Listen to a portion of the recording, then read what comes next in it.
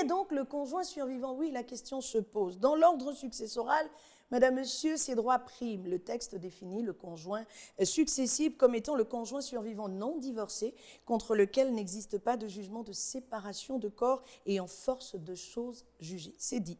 Le conjoint survivant a des droits clairement indiqués dans la loi numéro 2/2015 modifiant et abrogeant certaines dispositions de la loi numéro 19/89 du 30 septembre 1989 portant adoption de la deuxième partie du Code civil. Au cours des 26 prochaines minutes, avec notre invitée, Madame Sidonie Flor-Houé, magistrat hors hiérarchie, nous allons comprendre qui est cette personne et quels sont ses droits. La loi de 2015 étant notre base de travail. Sidonie Flor-Houé, merci d'être sur ce plateau spécial ouvert par Gabon 24 pour que vous, hommes, femmes de droit, puissiez nous expliquer les choses, puisqu'il y a encore des veuves spoliées et on a pu le constater lors de la célébration de la Journée internationale de la veuve qui a été gagnée à corps et à cri par le Gabon depuis plus de 10 ans. Madame Houé, qui est-il finalement ce conjoint survivant? Le conjoint survivant est l'un des époux qui reste après le décès de l'autre. Mais il faut d'abord rappeler que pour parler de conjoint survivant, il faudrait qu'il y ait eu au préalable un mariage légalement célébré par un officier d'état civil. Et c'est après la célébration de ce mariage, lorsqu'on rentre dans l'exécution du contrat de mariage, que la mort peut arriver. Donc l'un des époux qui peut être fauché par cette mort donc laissera un veuf ou une veuve, et c'est celui-là qui va être considéré et qui est appelé, désigné par la loi comme le conjoint survivant. Le conjoint survivant n'est pas un veuf imaginaire ou une veuve imaginaire issue d'un mariage à la coutume. J'ai mis 20 ans avec mon mari. Nous sommes mariés à la coutume. 20 ans après, vous dites que je n'ai pas droit de cité dans la succession et pourtant j'y ai contribué. Mais je suis mariée à la coutume, Madame Sidonie Flor-Houé. Que dit la loi? La loi ne s'est pas encore prononcée sur les suites réservées au mariage à la coutume, notamment les effets. Maintenant, si vous avez des droits à réclamer, étant donné qu'il s'agit d'un mariage coutumier, il faut aller chez les juges coutumiers pour en parler. Le juge, je veux dire institutionnel, n'a pas encore cette matière. C'est pour cette raison que la dame mariée au mariage, engagée dans le mariage coutumier, ne peut pas prétendre venir déclarer une succession devant un juge, on va dire, institutionnel. Il en est de même de celles qui vivent 50 ans en union libre, que nous appelons au quartier en concubinage. Celle-là ne peut pas prétendre à un quelconque héritage conformément à la loi. Même si cette dernière a fait des enfants avec le défunt, les enfants reconnus pourront également être appelés à la succession s'ils n'y renoncent pas, mais ça ne donne pas le droit à leur mère d'être appelée conjoint survivant. D'accord. Sortons de la définition, Madame Houé, et parlons de ce que l'on appelle régime matrimonial. Vous êtes juriste, donc vous êtes magistrat, vous savez de quoi je parle. Est-ce que le régime matrimonial, on dit souvent communauté des biens, vulgairement communauté des biens, mais bon, avec vous, j'apprends qu'il y a communauté des biens réduite aux acquets. Est-ce que le régime matrimonial définit la quote-part qui devrait revenir au conjoint survivant? Non, ce n'est pas le régime matrimonial qui détermine la part qui revient au conjoint survivant. Il faut déjà rappeler que nous avons au Gabon 3 régimes matrimoniaux. Il y a le régime de la séparation des biens où les époux décident de gérer de manière séparée leurs biens, parce que c'est de ça qu'il s'agit. Ensuite, il y a le régime de la communauté des biens. Le seul qui vaille, c'est le régime de la communauté des biens réduite aux acquets, où les époux décident de gérer communément leurs biens. Ils décident d'avoir un patrimoine commun. Ils décident de faire rentrer tous les biens qu'ils vont acquérir pendant le mariage dans un même patrimoine. C'est ça la communauté des biens. C'est ça la communauté des biens réduite aux acquets. Il n'y a pas de communauté des biens universelle au Gabon. Cela dit, il y a un 3e régime hybride qui est appelé le régime conventionnel ou le régime contractuel. Ce régime va amener donc les époux devant un notaire avant la célébration du mariage pour désigner les biens qui doivent rester en propre et les biens qu'ils doivent avoir en commun. Ces biens sont désignés. Les biens peuvent être des biens actuels ou des biens futurs. Ils font un contrat et ce contrat est joint au dossier devant l'officier d'état civil pendant la préparation, donc les formalités du mariage, et cela est dit lors de la célébration du mariage. Dans tous les cas, qu'il s'agisse du régime séparatiste des biens ou du régime de la séparation des biens ou du régime de la communauté des biens ou même du régime contractuel, le conjoint survivant a des droits successoraux. Alors, il faut les disséquer. Quels sont ces droits? Lorsqu'on est engagé dans le régime de la communauté des biens, le régime d'ailleurs qui est très prisé par les Gabonais, lorsque l'un des époux vint à mourir, le conjoint survivant va saisir le tribunal avant la tenue du conseil successoral. Il va saisir le tribunal pour demander au tribunal de liquider la communauté parce qu'ils sont dans une communauté des biens. Il faut donc séparer ces biens puisqu'il y a une partie qui n'existe plus, notamment l'époux, le conjoint prédécédé, celui qui est mort. Et le président du tribunal saisi, qui peut être le président du tribunal du dernier lieu d'habitation donc du défunt ou du lieu de la situation des biens, va donc procéder à la désignation d'un notaire qui aura des missions clairement déterminées par le tribunal qui vont consister à inventorier tous les biens et à déterminer les dettes de la communauté. Alors, à ce moment, une fois que c'est fait, on va désintéresser les créanciers, donc on va payer les dettes de la communauté. Et puis, s'il y a des biens qui restent, et c'est le souhait de tout le monde, ces biens vont être divisés en deux parts lorsqu'on est engagé dans le régime de la communauté des biens. Les biens vont être divisés en deux parts. Une part reviendra donc à l'époux, au conjoint survivant. La deuxième part va constituer la succession. Dans la part qui va rester, qui va constituer la masse successorale, le conjoint survivant aura un quart en usufruit. D'accord. Mais c'est pas l'usufruit. Justement, on en vient, mais l'usufruit dont on parle, elle a 50% en pleine propriété et elle hérite d'un quart de la succession en usufruit. En français facile. En français facile, il faut dire que dans le cas de la communauté des biens, c'est comme je dis ça comme ça, mais je ne voudrais pas qu'on prenne l'expression au sens pur du terme. C'est comme une société. On crée une société, lorsqu'on décide de liquider la société, chacun prend ses parts.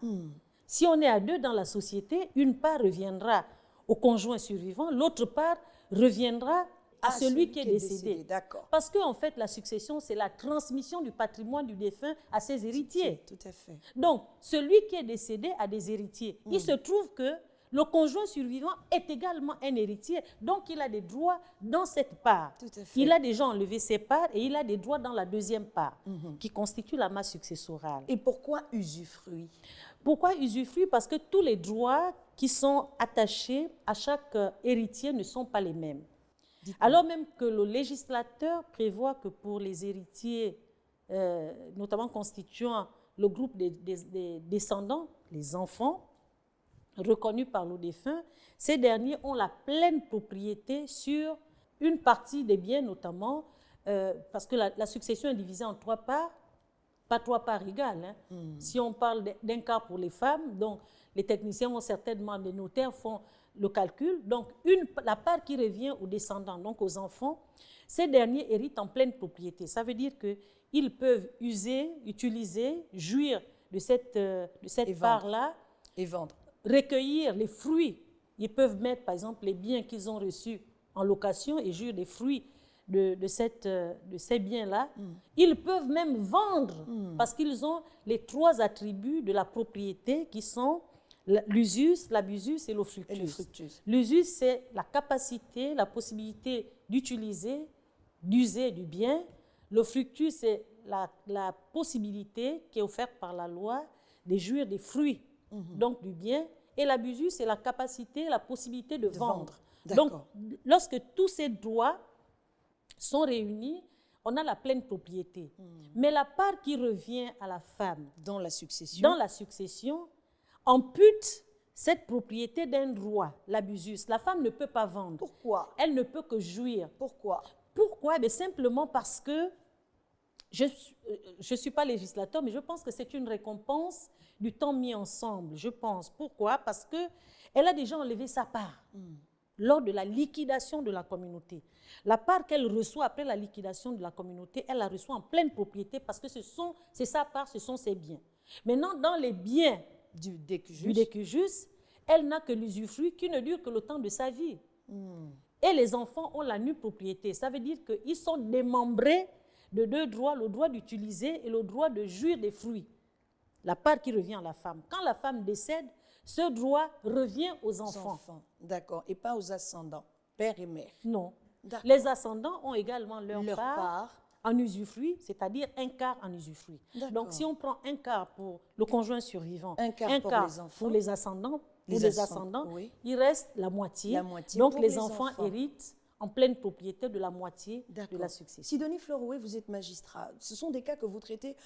Outre la casquette de magistrat, vous avez une casquette de chef de file, on va dire, de l'associatif. On va le dire comme ça. Vous êtes au Salon de la Femme, un regroupement d'associations qui luttent pour les droits des femmes. Mais au-delà, Sidonie Florouet, ce monsieur avait, que dis-je, 3 femmes, 4 femmes.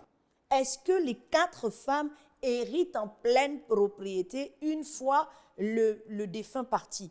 Est-ce que la femme qui est mariée 10 ans a les mêmes droits que celle qui s'est mariée avec le monsieur 5 ans après, l'autre 2 ans après, l'autre 6 mois avant son décès? Quels sont les droits des conjoints lorsqu'il s'agit de polygamie? J'ai parlé de la communauté des biens pour les gens qui sont engagés sous l'option monogamique. Parce que la communauté de biens ne peut même pas être pensée lorsqu'on a choisi l'option polygamique. Il va sans dire que si c'est l'option polygamique qu'on choisit, on est engagé, on ne peut qu'être engagé dans un seul choix, le choix de la séparation des biens. D'accord. Et dans le cas de la séparation des biens, les femmes ne peuvent pas hériter en pleine propriété. Les femmes ne peuvent hériter qu'en usufruit. D'accord. En usufruit. Il faut dire que l'une des caractéristiques également de l'héritage, quelle que soit la nature du droit que l'on a, c'est que celui-ci soit égalitaire entre les héritiers. Prenons le cas des femmes engagées sous l'option polygamique. Sous l'option polygamique, c'est de façon égalitaire que les droits sur l'usufruit vont donc être attribués aux différentes femmes. D'accord. En revanche, si la femme était déjà mariée sous l'option, parce que ça arrive souvent, et ce sont des cas que nous rencontrons, sous l'option monogamique, et comme régime choisi par les époux, le régime de la communauté des biens, si le monsieur, parce que c'est une prérogative pour l'instant qui est réservée seulement aux hommes, celui d'avoir plusieurs partenaires légalement mariés, c'est donc la polygynie.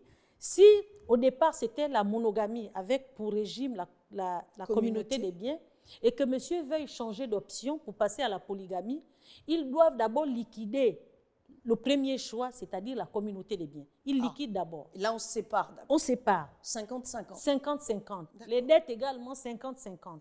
50-50.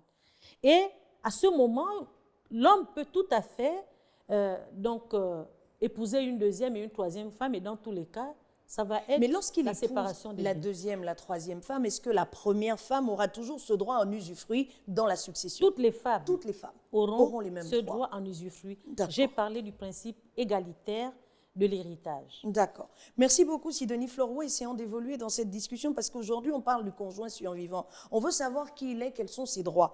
Il y a que l'article 692 du Code civil stipule que la veuve est privée de son droit d'usufruit si elle se remarie en dehors de la famille sans raison valable. Monsieur est mort.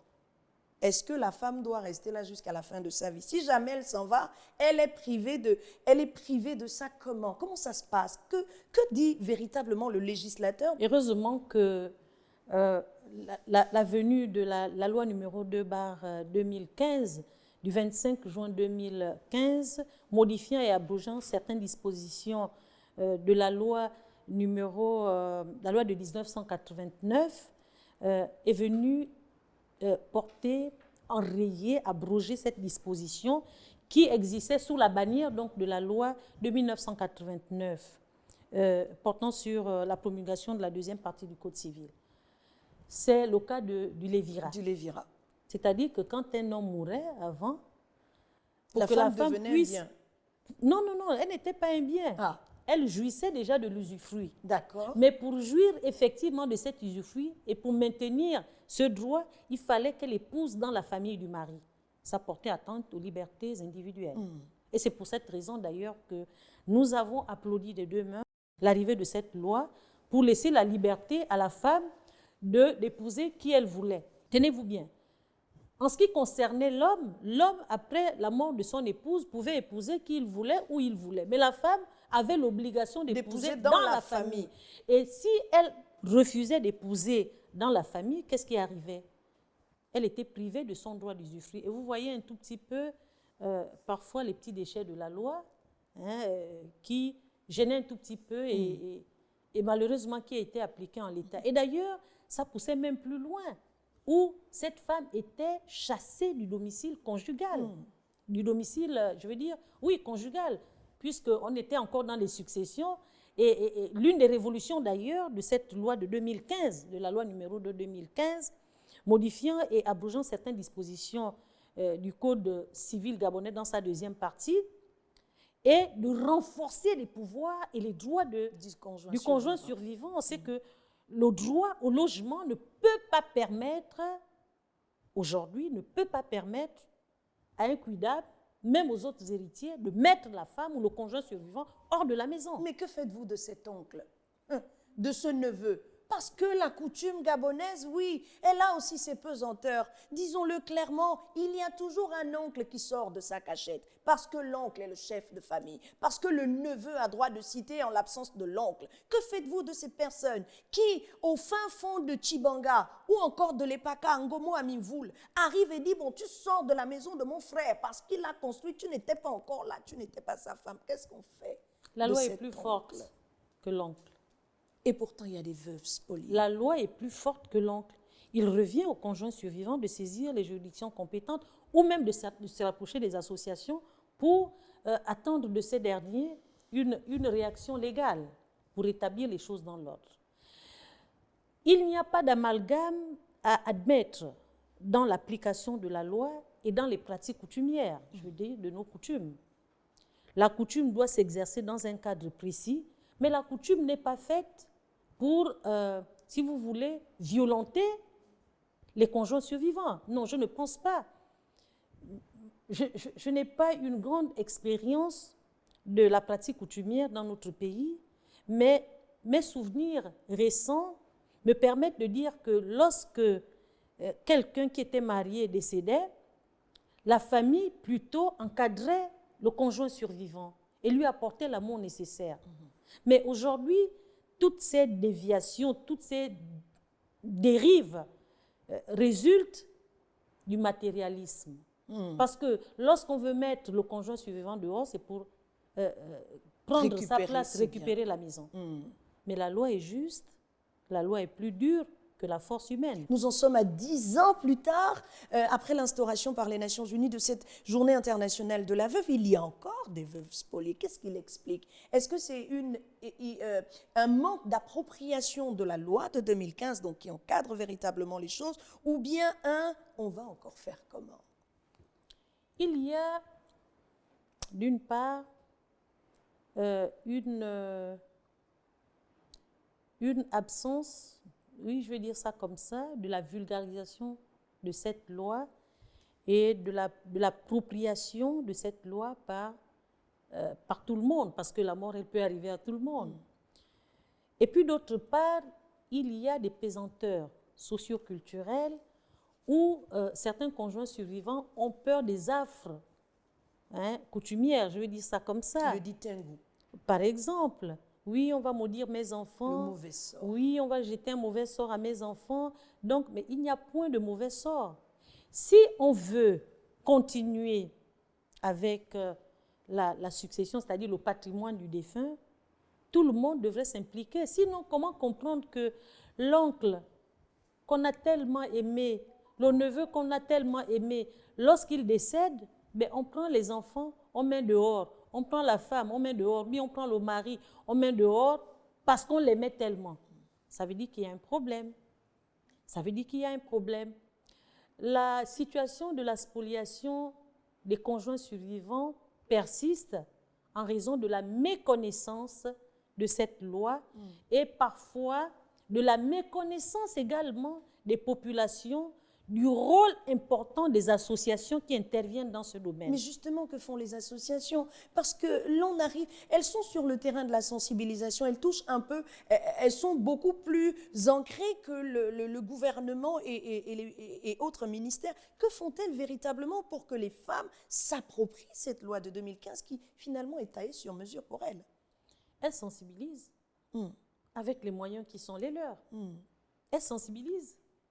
Mais ce que je voudrais également dire, c'est qu'il faudrait un coup de pouce de la part de l'État pour pouvoir permettre à ces associations d'aller au tréfonds du pays, continuer à sensibiliser. Si on sensibilise une fois ou deux fois par an, est-ce qu'on pense que c'est suffisant?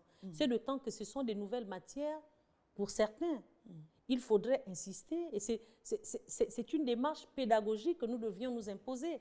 Insister, répéter pour que les gens puissent s'approprier donc ces procédures. D'accord. Sidonie Florway, il y a cette autre question, et ce sera peut-être la dernière. Si le conjoint décédé, pourtant marié, n'a pas à laisser un testament dans lequel il dit que Ngalibika attend, Janine attend, Brice a ça, est-ce que la loi est-ce que le législateur a pensé à respecter la volonté du décujus ou bien s'en tiendra nécessairement à ce que dit la loi? La loi ne s'applique que lorsqu'il n'y a pas de testament. C'est pour cette raison que je profite de la tribune que vous nous offrez aujourd'hui pour dire à tous ceux qui vivent dans le mariage de penser à faire des testaments si on veut protéger ses héritiers. La femme peut mourir avant comme l'homme peut mourir avant. Dans tous les cas, si on ne veut pas que ces personnes qui restent, parce que la personne qui refuse d'aller chez le notaire ne sera plus là, ne pourra plus intervenir pour arrêter les désordres, le mieux c'est d'aller chez les notaires qui conseillent. Mais lorsqu'on choisit la voie du testament, parce que nous avons 3 sortes de testament au Gabon. Le testament holographe qui permet à la personne décédée, de son vivant, d'écrire lui-même ce qu'il souhaite faire de ses biens, à qui on doit les attribuer. Et puis, il y a comme deuxième forme de testament, le testament authentique, d'accord, qui est fait devant notaire. Et il y a une autre forme de testament qui se fait devant 3 témoins. 3 témoins qui sont majeurs, qui ne doivent pas être des parents. Et cette troisième forme de testament peut également être interprétatif. Lorsqu'il y a incompréhension ou lorsqu'il y a des accords entre les 3 témoins, l'affaire est portée devant le tribunal. Dans tous les cas, les actes successoraux doivent être portés devant le tribunal. D'accord. Donc, même dans le cadre du testament, est-ce que le conjoint survivant, si d'aventure, le conjoint, le décujus, a dit que, bon, ils avaient une maison ensemble et que normalement 50% de la maison, donc la moitié revient au conjoint survivant, si le décujus a mis sur le testament que la maison revient à la sœur ou au cousin ou au neveu, est-ce que la loi de 2015 dit que cela doit se faire parce que c'est l'une des volontés du décujus? Non, mais ça remonte depuis la loi de 1989. C'est là où je voulais en venir. On appelle la réserve héréditaire. C'est-à-dire que même si on doit faire des libéralités, parce que le testament fait partie des libéralités, il y a une quote qu'il faut réserver pour les héritiers. Très bien. On ne peut pas, sans motif, juste déshériter la descendance. Même si le testament... Non, mais dans le testament, il ne peut pas le faire. Parce que c'est ce qu'on appelle la réserve héréditaire. J'insiste, la réserve héréditaire empêche au décujus de déshériter sans juste motif sa descendance. OK. D'accord? Et donc, il ne peut donner que ce qu'on appelle la quotité disponible. D'accord. C'est-à-dire, ce qu'on enlève de la réserve héréditaire, ce qui reste, il peut faire des libéralités. Mais même dans le choix, notamment dans le cas des donations, dans le choix, je vous ai parlé du principe égalitaire. S'il a par exemple 5 enfants, et puis il laisse 5 maisons, il n'a plus, on va dire, de conjoint survivant, on va dire ça comme ça. S'il donne une maison de 50 millions à un enfant, une autre maison de 20 millions à un enfant, une autre maison de 30 millions, le notaire va tout ramener, avoir la valeur vénale de toutes les maisons et le montant qui va être alloué va être égalitaire. Donc la maison de 50 millions ne va pas revenir de plein droit à un seul enfant. Très bien. On va regarder celui qui a la maison qui coûte 10 millions pour pouvoir ajuster, harmoniser pour que les montants soient les mêmes. Sidonie Fleur-Rouet, magistrat hors hiérarchie, oui, vous nous parliez du conjoint survivant. Que doit-on retenir à la fin de cette émission? Ce qu'il faudrait retenir, c'est qu'il y a une loi et que nous sommes dans un état de droit. Nous devions tous respecter la loi. Il y a une loi que j'appelle la loi révolutionnaire parce qu'elle a apporté plein d'aménagements et renforcé les droits du conjoint survivant. Comme droit du conjoint survivant, il y a le droit d'usufruit, quel que soit le régime matrimonial choisi par les époux. Il y a également quelque chose qui est récurrent, une chose qui est récurrente aujourd'hui, où on interdit aux veuves et même aux veufs d'organiser les obsèques du défunt. La loi de 2015 interdit cette attitude. Dans les démarches pour les obsèques du défunt, les héritiers doivent s'impliquer sans recevoir un blocage de quiconque. Il y a également cette interdiction formelle qui est faite à quiconque, même aux héritiers, aux co-héritiers, d'expulser le conjoint survivant du domicile conjugal. Et la beauté de cette loi, c'est qu'il n'y a pas un délai. Très bien. Alors qu'en France, c'est 1 an, mais au Gabon, il n'y a pas de délai. Très bien.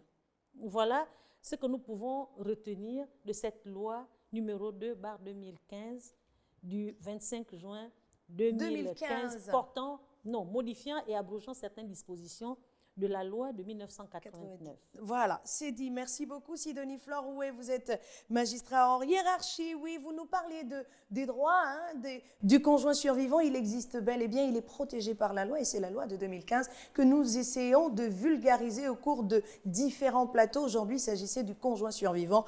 Pour que nul n'en ignore, retenez que la loi est de votre côté. Il faut donc vous l'approprier, tout simplement. Merci d'avoir été avec nous. Merci à vous. Les programmes de Gabon 24, eux, se poursuivent.